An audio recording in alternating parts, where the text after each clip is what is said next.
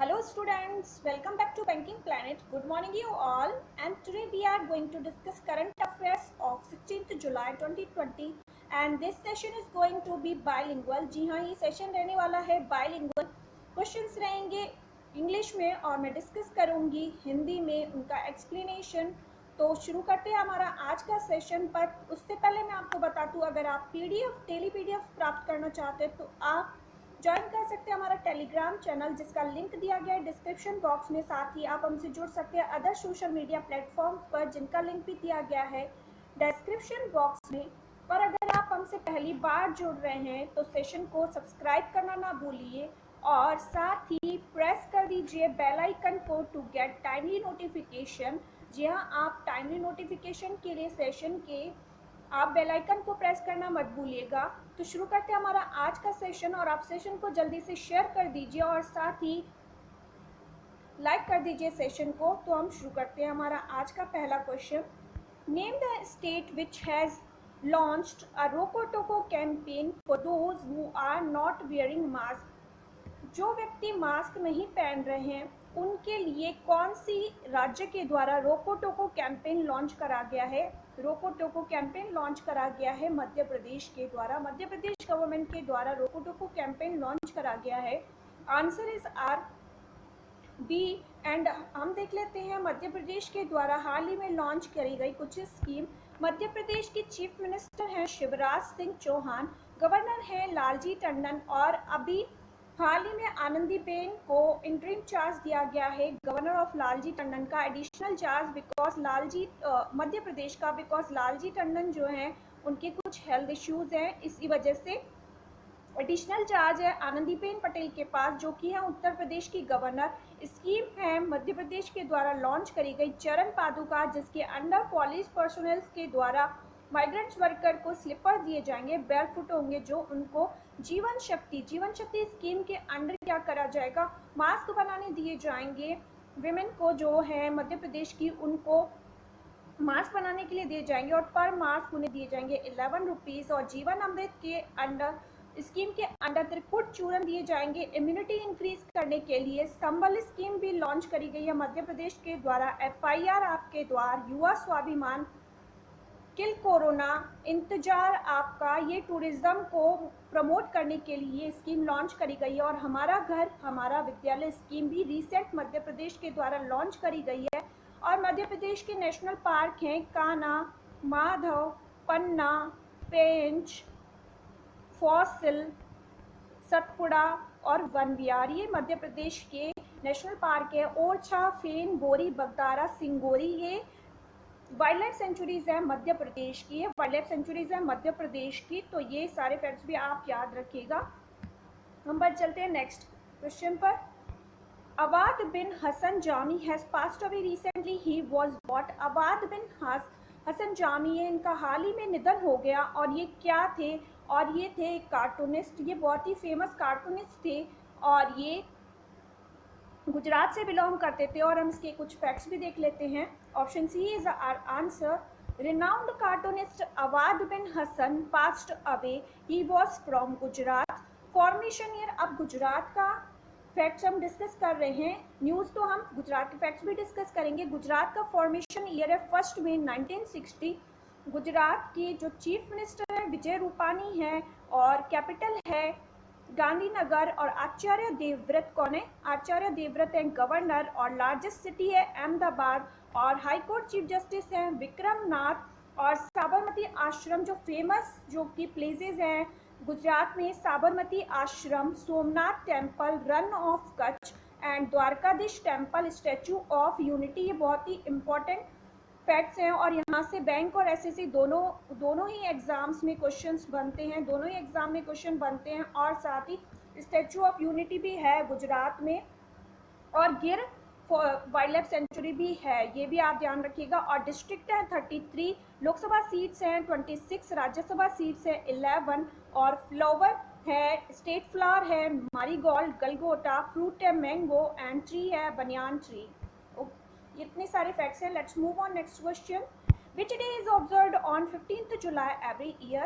हर साल 15 जुलाई को कौन सा डे ऑब्जर्व करा जाता है? And answer is option C, world youth skill day observe करा जाता है हर साल 15 जुलाई को। तो बाकी के ऑप्शन से भी हम देख लेंगे कि कौन कौन से डेज ऑब्जर्व करे जाते हैं, ये वाले डेज कौन सी डेट पर ऑब्जर्व करे जाते हैं। National postal workers day observe करा जाता है 1 जुलाई। 1 जुलाई को कौन सा डे ऑब्जर्व करा जाता है? National postal workers day. साथ ही CA day, doctors day, SBI day, ये भी ऑब्जर्व करे जाते हैं 1 जुलाई को। वर्ल्ड स्पोर्ट्स जर्नलिस्ट डे 2 जुलाई को ऑब्जर्व करा जाता है और वर्ल्ड पॉपुलेशन डे 11 जुलाई को ऑब्जर्व करा जाता है। और साथ ही 10 जुलाई को ऑब्जर्व करा जाता है फिश फार्मर्स डे ऑब्जर्व करा जाता है और 12 जुलाई को ऑब्जर्व करा जाता है मलाला डे। तो इतने सारे डेज हैं अब तक के, ये आप फैक्ट्स नोट कर लीजिएगा।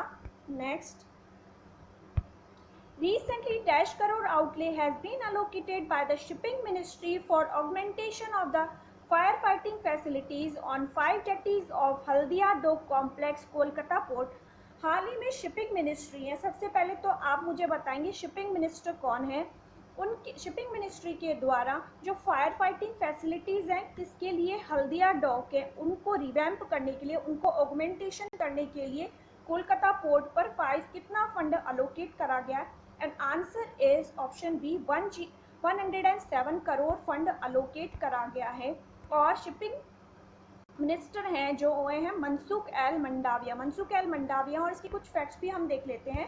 ऑन जुलाई 15 कल की बात है ये, the ministry of shipping on Tuesday approved ₹107 crore for augmentation of fire fighting on 5 jetties of Haldia Dock Complex, Kolkata Port। The allocation was announced by Union Minister of State for Shipping Mansukh Mandaviya। Mansukh Mandaviya जो minister of state हैं for shipping and Mansukh Mandaviya, इनके द्वारा allocation announce करा गया। In a release the shipping ministry said the modern firefighting facilities will enable the Haldia Dock complex in a safe handling of the movement of petrochemical products। The ministry has prioritized safety and security of cargo operation on all the major ports। तो ये facts हैं, security देखी गई है, priorities करा गया, safety और securities होनी चाहिए, इसी वजह से रिवैम्प किया जाएगा। तो इसके लिए फंड अलोकेट करा गया 107 करोड़। तो ये हैं फैक्ट्स इसके। Let's move on next question. UNICEF has joined hands with which to initiate its hashtag Reimagine campaign to support the most vulnerable population and children of India। UNICEF है, United nation children's fund, इनके द्वारा जो India है, इनके द्वारा किसके साथ type करा गया है, कोलैबोरेट करा गया है, जो कि इनका कैंपेन है हैशटैग रीइमेजिन। इसके द्वारा सपोर्ट करा जाएगा जो इंडिया की मोस्ट वल्नरेबल पॉपुलेशन है और चिल्ड्रन है, उनको सपोर्ट करने के लिए। एंड ये इन्होंने टाइप करा है फिक्की के साथ federation of Indian chambers of commerce and industries. और इनके फैक्ट्स, यूनिसेफ और फिक्की के फैक्ट्स भी हम देख लेते हैं। फिक्की फाउंडेड हुआ था 1927 को, हेडक्वार्टर है न्यू दिल्ली, प्रेसिडेंट है संगीता रेड्डी, सेक्रेटरी जनरल है दिलीप शिनॉय। और यूनिसेफ फाउंडेड हुआ था 1946 को, हेडक्वार्टर कहाँ है यूनिसेफ का? New York US. And executive director है हेनरिटा एच फोरे हैं एग्जीक्यूटिव डायरेक्टर। आई होप इतने सारे फैक्ट्स आपको क्लियर होंगे। और अगर आपको सेशन और मेरा एक्सप्लेनेशन पसंद आ रहा है तो सेशन को लाइक करना मत भूलिएगा। और साथ ही अगर आप नए जुड़ रहे हैं तो सेशन को सब्सक्राइब भी कर दीजिए और सेशन को शेयर जरूर करिएगा। मैं ये कहती हूँ कि आप सेशन को शेयर जरूर करिए। और ये क्वेश्चन है, the ministry has set the target of transforming the Indian railway into green railway by which year. Ministry है, रेलवे मिनिस्ट्री, उनके द्वारा टारगेट करा गया है इंडियन रेलवे को इनटू ग्रीन रेलवे कौन से ईयर में? And answer is option C, 2030। अगले आने वाले 10 सालों में जो रेलवे मिनिस्ट्री है, रेलवे मिनिस्टर कौन है? रेलवे मिनिस्टर आप बताएंगे, तब तक मैं बताती हूँ। अगले आने वाले 10 सालों में रेलवे मिनिस्ट्री क्या करना चाहती है कि वर्ल्ड का पहला ग्रीन रेलवे बनाना चाहती है इंडियन रेलवे को, तो इसी के लिए 2030 में ये टारगेट रखा गया है। इंडियन रेलवे को कन्वर्ट किया जाएगा ग्रीन रेलवे में। और पीयूष गोयल जो है रेलवे मिनिस्टर है, हम इसके कुछ फैक्ट्स भी देख लेते हैं जो कि बहुत ही इंपॉर्टेंट रहने वाले हमारे एग्जामिनेशन पर्सपेक्टिव से। Indian railway gears up to become green railway by 2030 with a goal of transforming Indian Railways into green railways by 2030।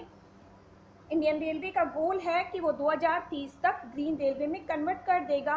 Ministry of railways has taken a number of major initiative towards mitigation of global warming and combating climate change.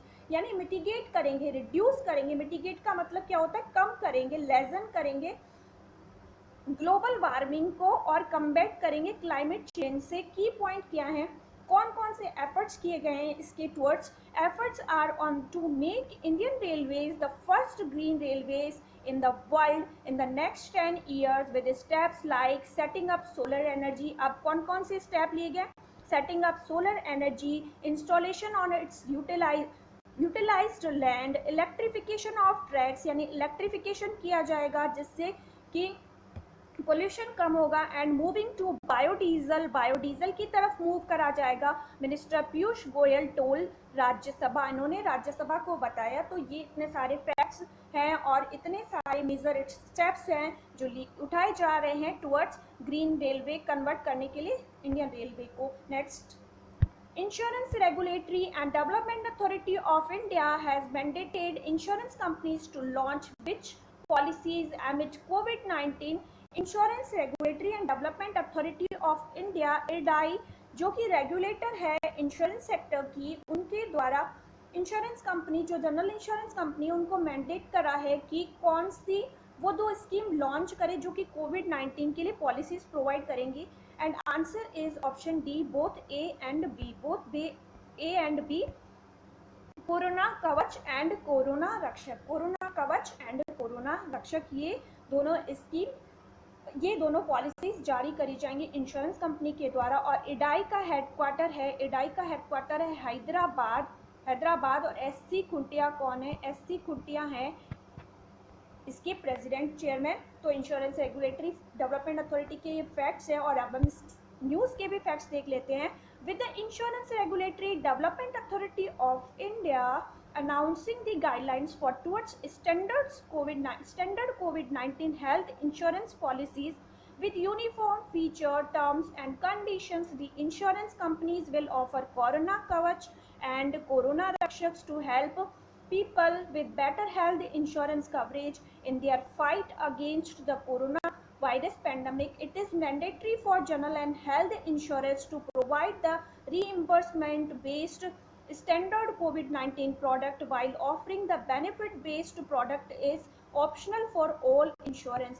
यानी कि IRDAI ने क्या इनको directions दिए, इनके लिए mandatory है, general insurance है और हेल्थ इंश्योरेंस है, ये रीइम्बर्समेंट करेंगे, क्षतिपूर्ति करेंगे स्टैंडर्ड कोविड जो भी जितने भी प्रोडक्ट होंगे उनके लिए। और बाकी जो ऑफरिंग करते हैं बेनिफिट बेस्ड प्रोडक्ट होते हैं उनके लिए इनके पास ऑप्शन है, ये करे ना करे, बाकी जो स्टैंडर्ड है उनका रीइम्बर्समेंट इनको करना ही पड़ेगा। तो इतने फैक्ट्स हैं, ये समझ गए आप लोग? और तो अगर आपको क्लियर है तो यस टाइप करिएगा। हम बढ़ चलते हैं नेक्स्ट क्वेश्चन पर। Name the legendary hockey player who has been honored with the Lifetime Achievement Award by Mohan बगान एथलेटिक क्लब। आपको बताना है कि हॉकी लेजेंडरी प्लेयर हैं उनको मोहना बगान एथलेटिक क्लब है उनके द्वारा ऑनर करा गया है। तो ये इनका नाम बताइए। इनका नाम है Ashok Kumar. Option A is our answer. Mohun Bagan athletic club के द्वारा अशोक कुमार को दिया गया लाइफ टाइम अचीवमेंट अवार्ड। और राजीव जोशी, बाकी हम ऑप्शन से भी देखेंगे, राजीव जोशी जो हैं इनको भी हाल ही में अवार्ड दिया गया था और इनको दिया गया था inventor of the year award. के सिवान को दिया गया था वॉन करमन अवार्ड, ये हमने कल ही डिस्कस करा था। और नसीरा सिंह को दिया गया था नासिरा सिंह को हाल ही में अवार्ड दिया गया था कागज की नाव के लिए। व्यास सम्मान दिया गया था। कागज की नाव इनकी बुक थी, उसके लिए। मोहना बागान एस्टेब्लिश हुआ था 1889 में। हेडक्वार्टर है कोलकाता एंड प्रेसिडेंट है स्वप्न साधन बोस। नेक्स्ट इसके फैक्ट्स भी देखेंगे आप। और ये हैं अशोक कुमार जी। तो अशोक कुमार अ की member of India's 1975 world cup winning hockey team.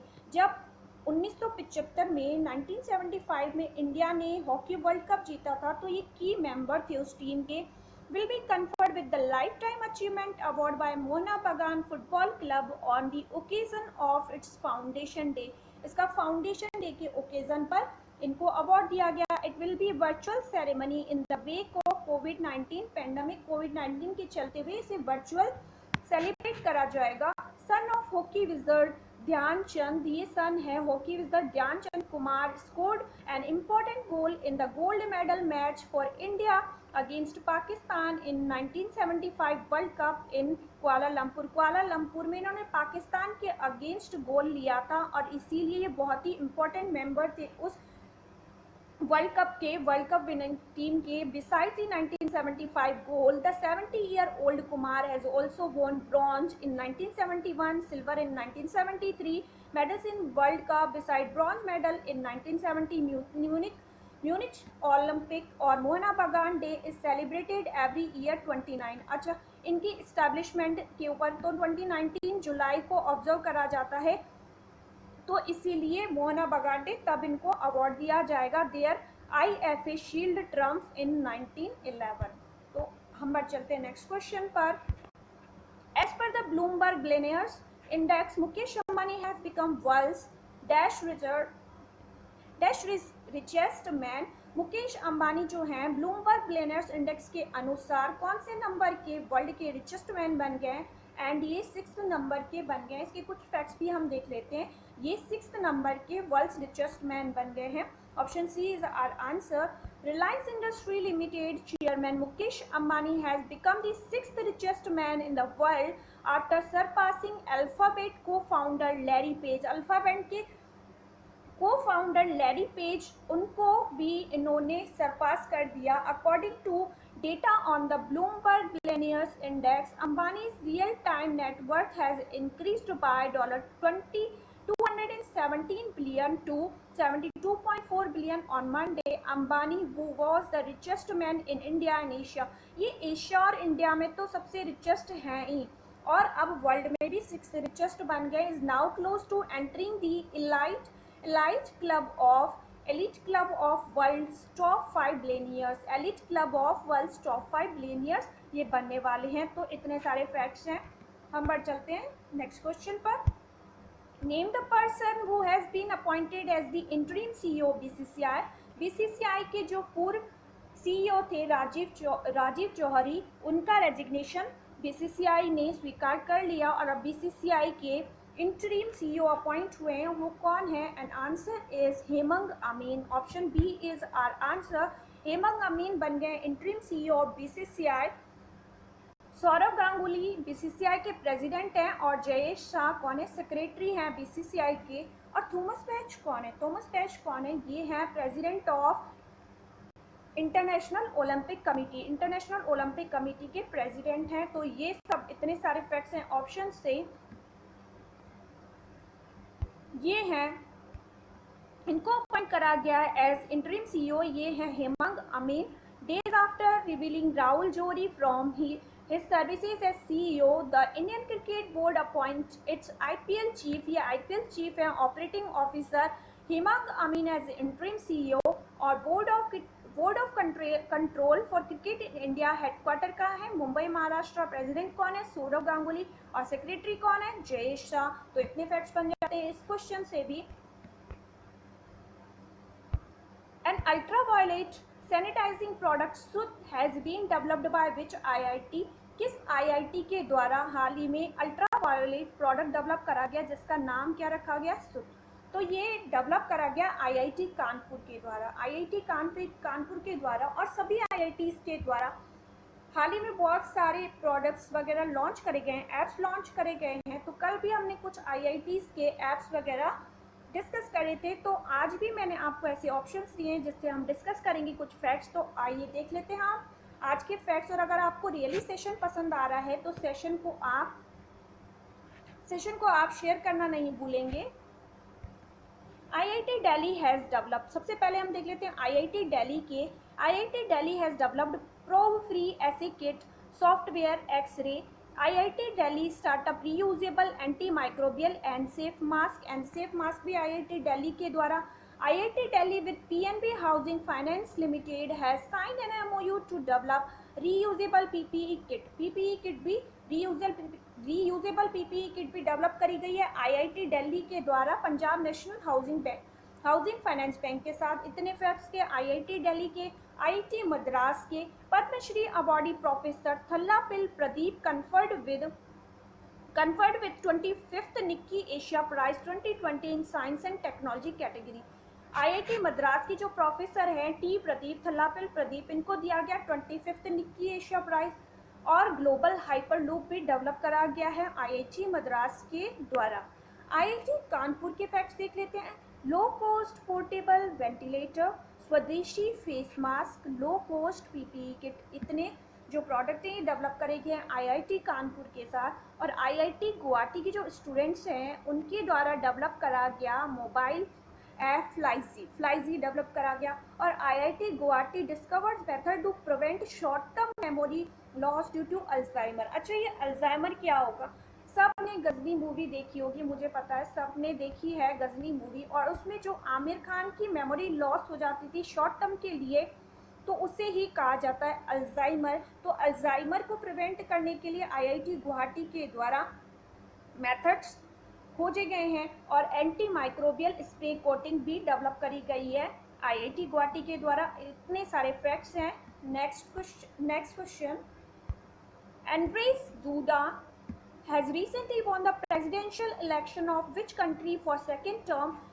दूसरी टर्म के लिए, कंसेक्यूटिव दूसरी टर्म के लिए एंड्रेस डूडा हैं जो प्रेसिडेंशियल इलेक्शन जीत गए हैं और ये प्रेसिडेंट बन गए हैं दोबारा से। कौन सी कंट्री के? और ये बन गया है पोलैंड के प्रेसिडेंट बन गए हैं एंड्रेस डूडा, और दोबारा से ये इलेक्ट हुए हैं और बहुत ही माइनर डिफरेंस से ये इलेक्ट हुए हैं। और पोलैंड की कैपिटल क्या है? पोलैंड की कैपिटल है वॉर्सो है पोलैंड की कैपिटल। अच्छा, मैं आपको हर क्वेश्चन के साथ ऑप्शन से स्टैटिक फैक्ट्स भी बताते जा रही हूँ, क्योंकि जो जितने भी करंट न्यूज़ होती हैं उनसे रिलेटेड ही स्टैटिक क्वेश्चंस भी पूछे जाते हैं, तो आप इनको नोट करते हुए चलिएगा, भूलिएगा मत इस बात को। और जिलोटी क्या है? इसकी करेंसी है और कैपिटल है वॉर्सो। क्रोएशिया की कैपिटल है जाग्रेब एंड करेंसी है कूना। स्विट्जरलैंड की कैपिटल है बर्न एंड करेंसी है फ्रैंक। और स्लोवेनिया की कैपिटल है जुब्लजाना, जिसमें फर्स्ट वर्ड एल होता है, जुब्लजाना होती है और इसकी कैपिटल, और इसमें एल साइलेंट होता है। और यूरो इसकी करेंसी है। Option C is our answer.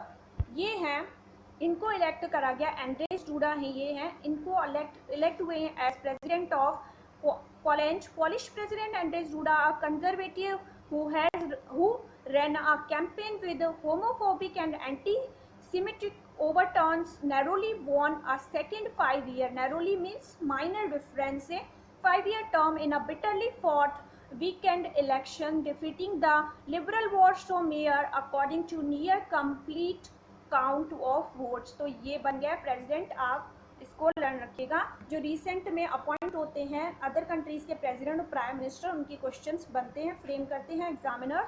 Which country has dropped India from Chabahar port railway line project?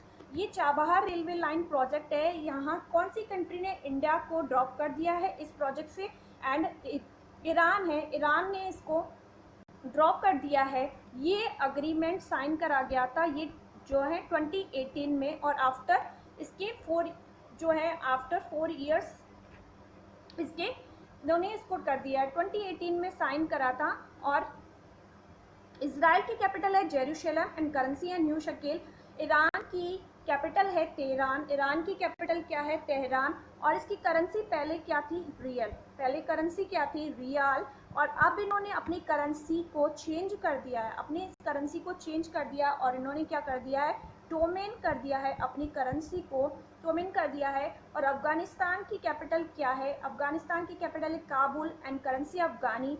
और पाकिस्तान की कैपिटल है इस्लामाबाद एंड करेंसी है रूपी। और हम देख लेते हैं इस जो अग्रीमेंट हुआ था उसके बारे में भी कुछ फैक्ट्स और न्यूज़ से रिलेटेड कुछ facts.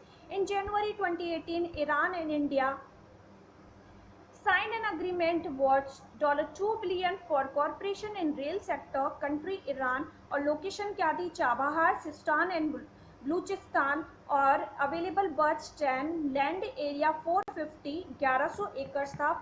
4 years after India and Iran signed an agreement to construct a rail line from Chabahar port to Jehdan along the border with Afghanistan, the Iranian government has decided to proceed with the construction on its own. अब ये बोल रही है कि ये construction खुद ही करेगी।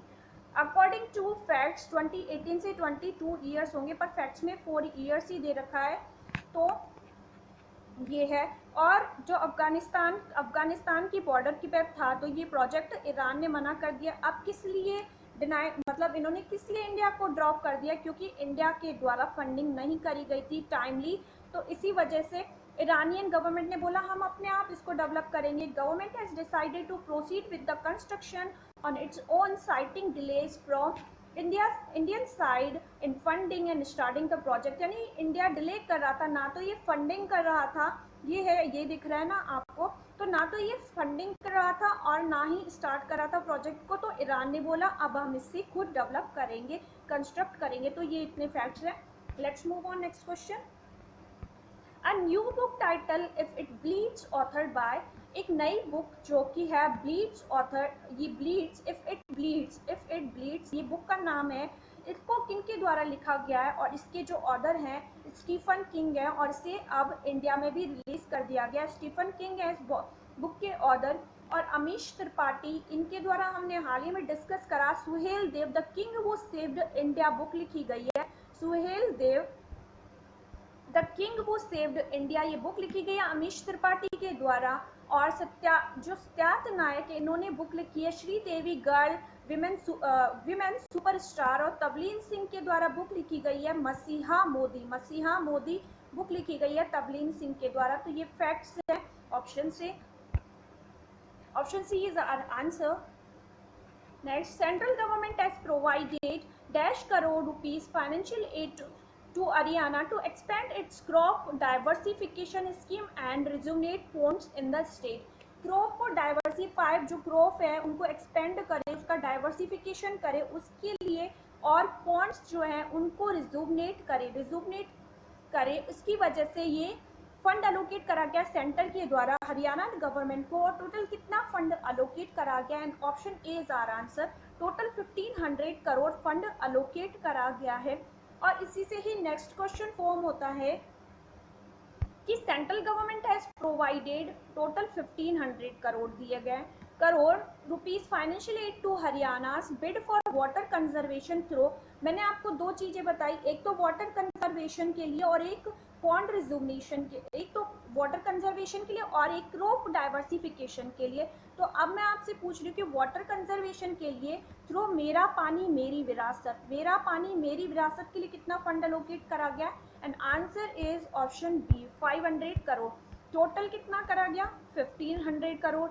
अब जो कंजर्वेशन है, वाटर का कंजर्वेशन, पॉन्ड को डेवलप करने के लिए, रिजुवनेट करने के लिए मेरा पानी मेरी विरासत के अंडर 500 और 1000 करोड़ किसके लिए दिए जाएंगे? क्रॉप की डाइवर्सिफिकेशन के लिए। अच्छा, हरियाणा आया तो हरियाणा के चीफ मिनिस्टर कौन है? मनोहर लाल खट्टर हैं। और गवर्नर कौन है?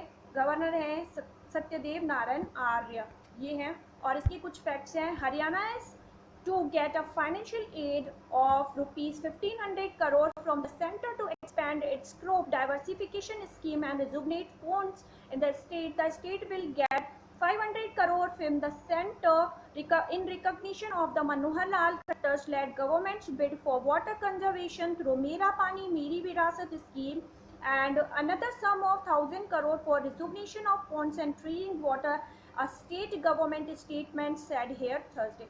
तो ये था इसके कुछ facts. So that was it for today. Stay tuned, stay safe, have a nice day. Like, share and subscribe. Thank you for watching. और काइंडली आप सेशन को शेयर जरूर कर दीजिएगा, और अगर आप जुड़े हैं हमसे पहली बार तो लाइक और सब्सक्राइब करना ना भूलिए।